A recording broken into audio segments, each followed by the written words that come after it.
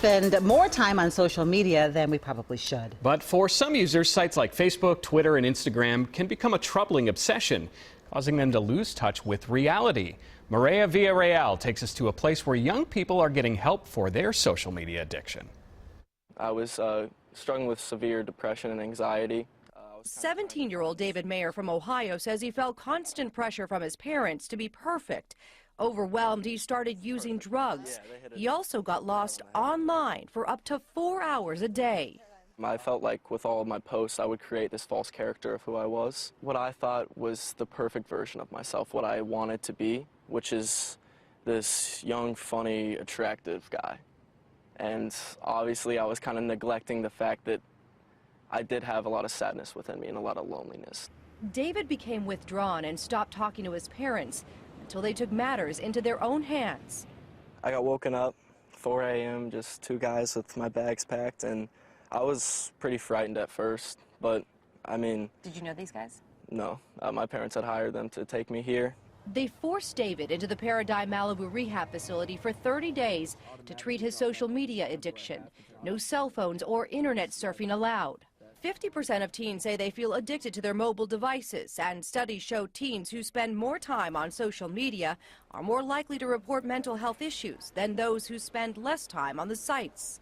I'd sit in my room for days at a time and just kind of be there, and I had nothing else to do except for just kind of curl up and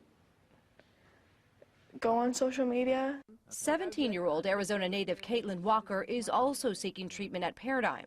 Caitlin says things began spiraling out of control when her parents' marriage hit a rough patch. She turned to social media for comfort, but instead became the target of online bullying. Like, I literally had pictures on my camera of people like bullying me, and I kept it. Why? I don't know.